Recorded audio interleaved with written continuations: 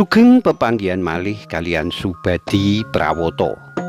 Ing kalodhangan menika badhe ngaturaken waosan buku basa Jawi Jagading Lelembut. Anggitanipun Eka Pradaning kanthi irah-irahan Peri Kantor Sekolah.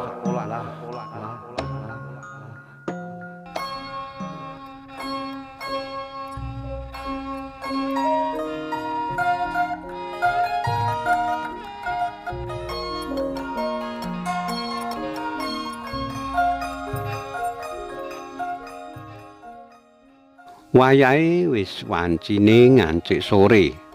Langit sisih kulon wis katon semburat warna jingga, nandhakake yen sedhela maneh manjing surup. Swasana ing plataran sekolah uga wis katon sepi. Ora ana kemliwere bocah kaya nalika awan mau. Hartati minangka guru honorer sasat saben dina yen mulih saka sekolahan mesti ing wanci ngarepe surup.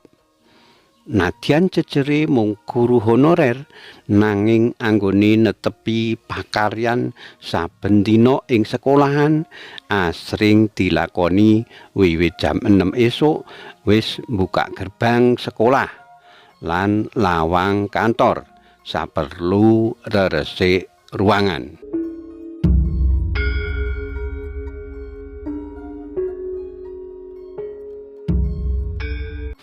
Kejaba minangka guru bidang studi basa Inggris, dheweke uga dipercaya ngelola babagan aset sekolahan. Njaga perpus uga kepara isih buka kantin barang. Mula ora jeneng mokal yen wektune prasasat entek ana sekolahan. Nganti wektu ketemu marang bojone wae kerep-kerepe jam 5 sore. Menawa wis padha mulih saka anggone padha ngayahi pegaweane dhewe-dhewe. Mbok mesisan dadi penjaga sekolahan wae tinimbang mulih sore-sore ngene iki, kandhane Eka menawa bojone anggone mulih nganti kliwat wancine. Nanging Hartati tetep panggah lan tetek marang penggaweane iku mau. Nadyan bojone asring kandha kaya mangkono, upama nalika njaluk kon metuk bojone yen nganti kliwat saka bakda maghrib oleh mulih amarga nglembur. Bojone mesti ngomong, "Sekalian kon gawake bantal karo selimut sisan ora? Teko turu sekolahan wae." Pancen mungguhe Hartati ngayahi pegawean ana sekolahan senajan dudu PNS nampa bebungah ora sepira nanging dilakoni kanthi seneng. Tinimbang neng omah nglangut luwih becik wektune diisi maneka kegiatan sing bisa nyelamur pikirane. Awit wis sauntara wektu anggone omah-omah karo Eka durung diparingi momongan. Mula ing ruang perpustakaan sekolah iku dheweke bisa nyalurake bakate nulis arupa cerkak, geguritan utawa novel. Kejaba prigel babagan kasusastran, dheweke uga sok dipasrahi nglatih murite nari kanggo lomba seni. Ngono iku ndadekake guru sing disenengi dening murid-muride lan uga wali murid. Hartati sabenere ora mujudake guru sing alus, sabar, lembut marang bocah. Kosok baline dheweke watake tegas, suarane banter, malah kepara asring nyeneni bocah sing ora bener. Nanging rasa welas asih lan wigatine sing ndadekake bocah uga nduweni rasa tresna marang dheweke.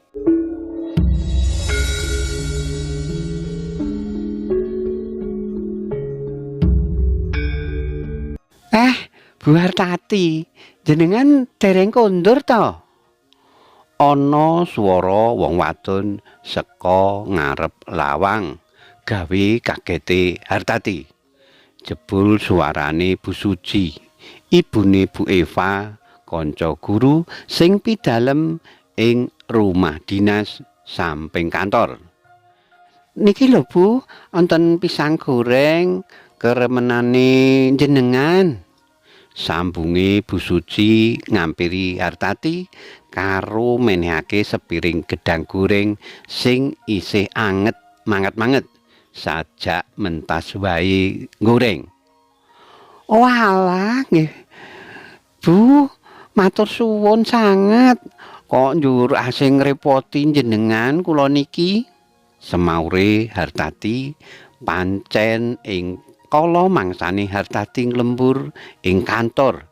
Bu Suci ngeteri jajanan mbuh kuwi tela goreng, kolak, jenang utawa gedang goreng kaya sing sore iki diterke.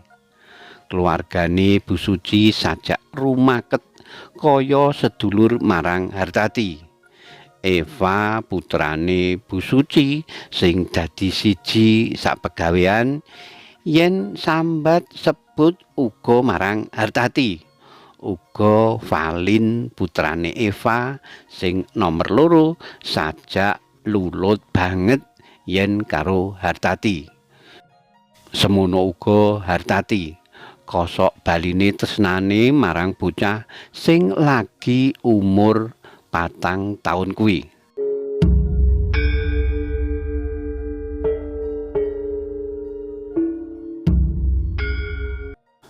Nanging seminggu sabubare Bu Suci ngeterake gedang goreng kae, kahanane dadi malik grimbyang marang yen maune sajak grabyak semanak lan asring ngeteri jajanan. Saiki yen ketemu Hartati ora gelem takon. Menawa ditakoni utawa dipamiti, nalikane Hartati mulih ora diwangsuli, malah kepara dipentelengi kanthi tajem, panyawange sajak sengit banget. Eko ya kaget nalika methuk Hartati uluk salam marang Bu Suci, ora diwangsuli. Nek kowe rumangsa salah, ya njaluka ngapura lan takon apa salahe. Kandhane Eko nalika Hartati wis lungguh ing jok motore nuli disetater. Lagi wae motor arep ninggalake sekolahan, dumadakan Bu Suci malang kadak, malang-malang ing satengahe regol sekolahan kanthi polatan sing ora sumanak. Mas Eko, tulung bojomu kandhani. Kon sing jujur, tak titipi duit angsuran 1.700.000 kanggo Pak Tono. Dhewekne ora ngakoni. Suarane Bu Suci santak, semu groyok, mripate mencereng. Duh, Bu Suci, gek kapan jenengan niku titip arta kalian kula? Kula mboten rumaos dititipi lho, Bu. Wangsulane Hartati sajak semu keweden. Lah, cetha yen sampean ora jujur, ora ngakoni. Sedina sabubare aku menehi gedang goreng awakmu kae, aku nitipake duit marang awakmu nalika ngarepe maghrib ing kantor. Ngono kuwi ora mbok akoni. Dinten sabibare kepanggih jenengan niku kula mboten mlebet, Bu. Kula kalian Mas Eko bidal ten Kroya tuwi simak kula. Kandhane Hartati. Leres, Bu. Malah kalih dinten kula lan Hartati ten mrika. Kandhane Eko nguwatake Hartati. Halah, kowe ya mesti mbelani bojone sing ora bener kuwi. Wong ya cetha wela-wela, aku isih kelingan. Pancine sabubare maghrib, bojomu lungguh ing kursi tamu kantor nganggo klambi putih. Gek kudunge ya dicopot. Nalika kuwi aku mlebu kantor nitipake dhuwit, lan dhuwit kuwi ya ditampa karo bojomu. Kandhane Bu Suci njlentrehake. Krungu rame-rame suarane Bu Suci sing unek-unekke Hartati, Eva banjur metu saka ngomah lan nyedhaki ibune. "Mbok wis to, Bu, dirembung sesuk meneh wae. Kanthi sareh aja nang jaba ngene iki. Gek wektune Candhi Ala sisan." "Bu Hartati, Pak Eko, wis kono ndang kondur dhisik. Perkara iki dirembuk liya dina," kandhane Eva. Hartati ing boncengane Eko isih katon deleg-deleg. Sabubare diombyang Bu Suci. Awit ya pancen dheweke ora rumangsa dititipi dhuwit kaya sing ditutuhake lan uga kaya ora ketemu nalar yen digagas. Hartati isih kelingan nalika Bu Suci ngeteri gedang goreng kae dina Rebo malem Kemis. Banjur Kemis esuk pamit ora mlebu jalaran budal menyang Kroya. Lah menawa Bu Suci oleh nitipake dhuwit sabubare malem Kemis, ateges ing malem Jemuah. Kamangka kudune umpamane ketemu dina Kemis lah nganggo seragam batik, dudu seragam putih. Kejaba iku sasuwene wiyata ing sekolahan iku Hartati durung tau cucul kudung ngrembyangake rambut barang. "Mas, lelakon iki kok aneh to ya? Njur piye awake dhewe, Mas? Nek tansah didakwa sing ora-ora karo Bu Suci kaya ngono kae," sambate Hartati. Eko sing disambati mung meneng wae, ora mangsuli. Sinambi tangane ngegem setang, dheweke ngeblas mlayokake sepeda motore. Ora mulih nanging tumuju daleme Kiai Turmudi. Sawise bage binage banjur Eko ngaturake lelakon sing dialami Hartati saka wiwitan nganti pungkasan.